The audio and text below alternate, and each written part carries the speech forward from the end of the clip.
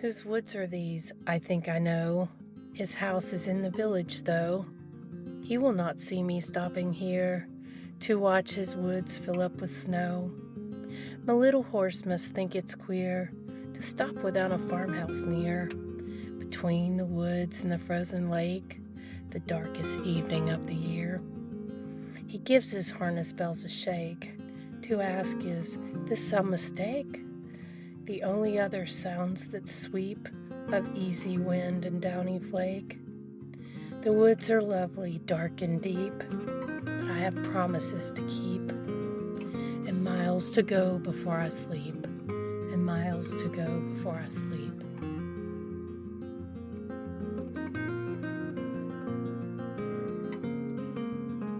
And on this day, we were making our way to visit Stonehouse in Shaftsbury, Vermont.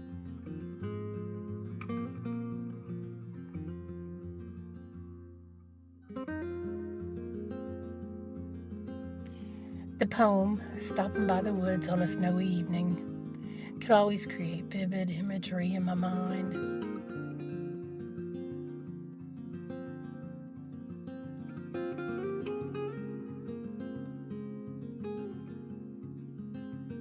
Robert Frost was the author of numerous poetry collections and one of the most celebrated figures in American poetry. I was first introduced to Frost's poetry in middle school. His words could always capture my imagination and invoke emotion.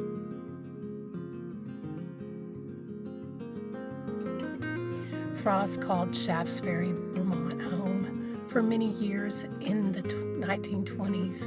Stonehouse was opened to the public as a museum in 2002. It was given to Bennington College, which now sees for the care of Stonehouse and keeps it open to the public.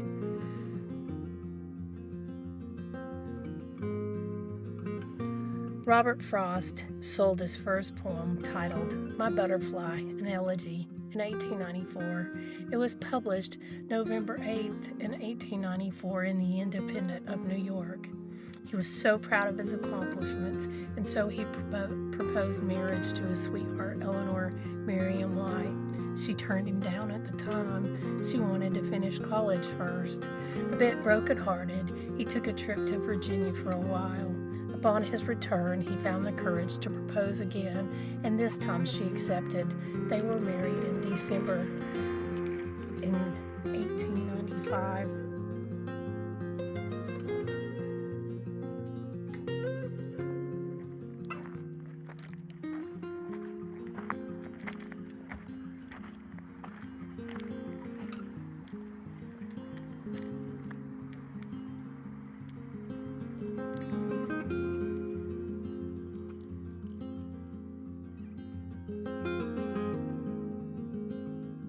Frost's life was plagued with grief and loss.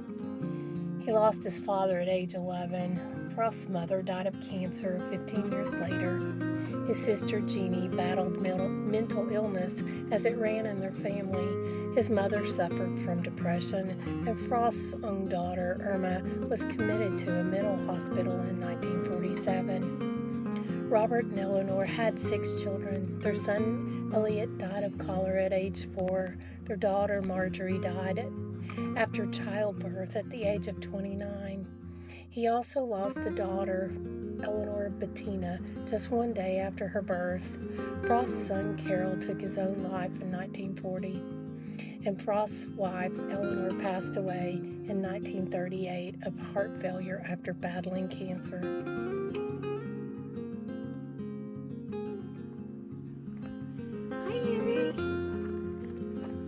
Lovely. Hi. You holding down the fort? Oh, he's such a good dog. He's such a good boy.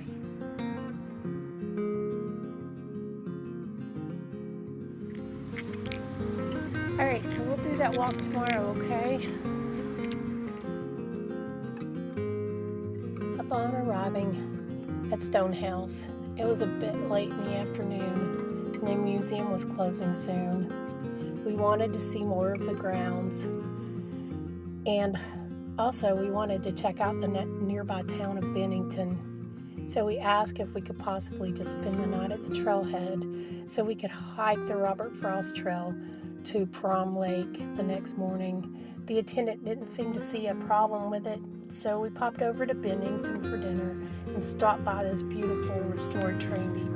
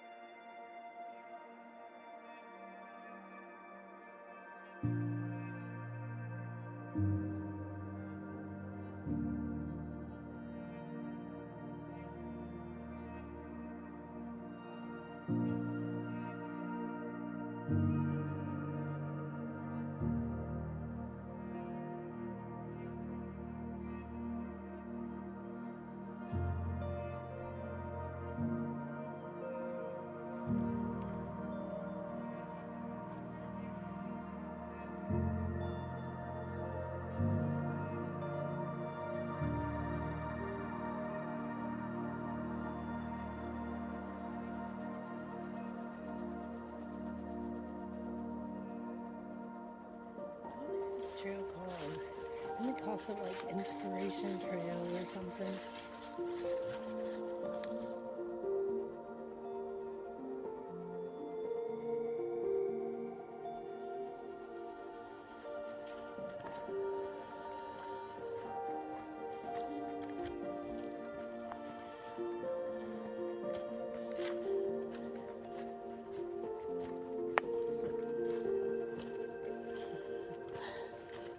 Full bottle of water.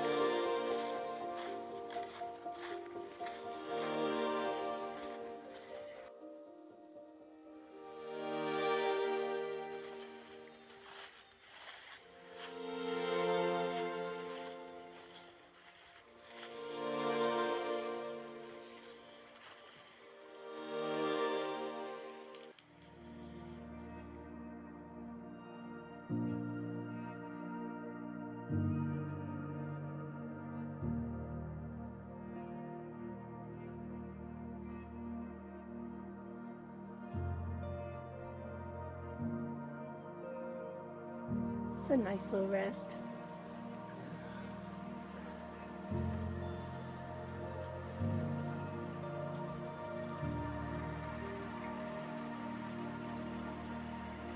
What are those?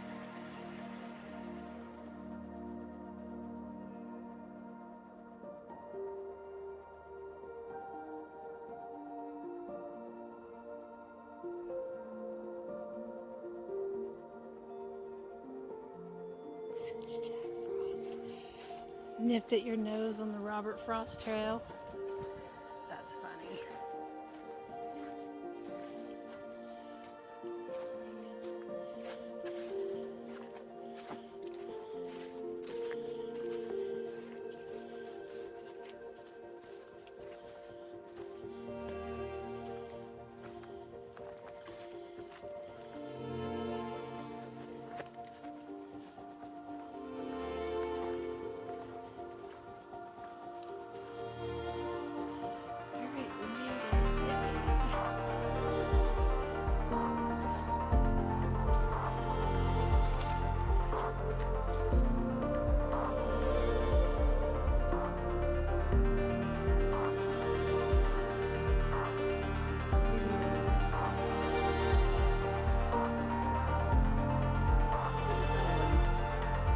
Rainbow, I think.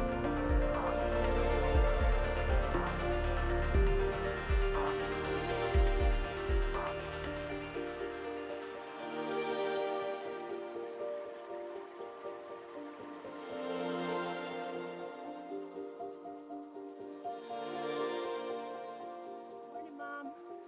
We're out hiking. We're on the Robert Frost Trail. We got like about a mile or so to go to get back. We brought Henry with us. We hiked down to the lake.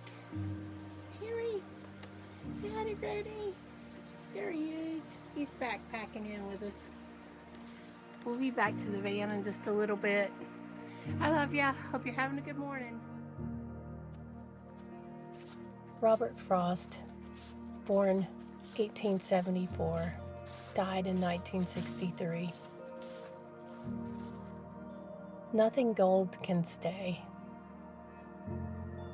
Nature's first green is gold, her hardest hue to hold, her early leaves of flower, but only so an hour. Then leaf subsides to leaf, so Eden sank to grief, so dawn goes down to day.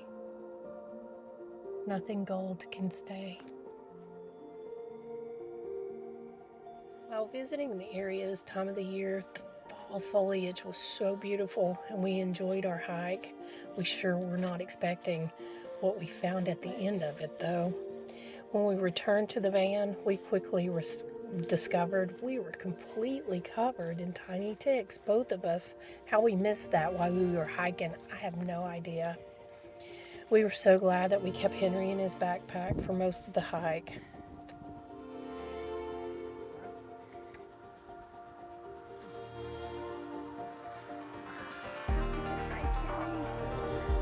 Does he warm his toes? Ooh, yeah. Awesome. After picking off all those tiny little ticks, we were off to the laundromat to wash our clothes and jackets. Note to self, wear insect repellent any time of the year while hiking. Rookie mistake on our parts, for sure. How was laundry day? How was your first van life laundry day?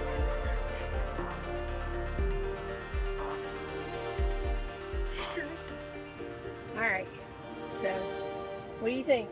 First laundromat experience with van life. It was supposed to be vacation.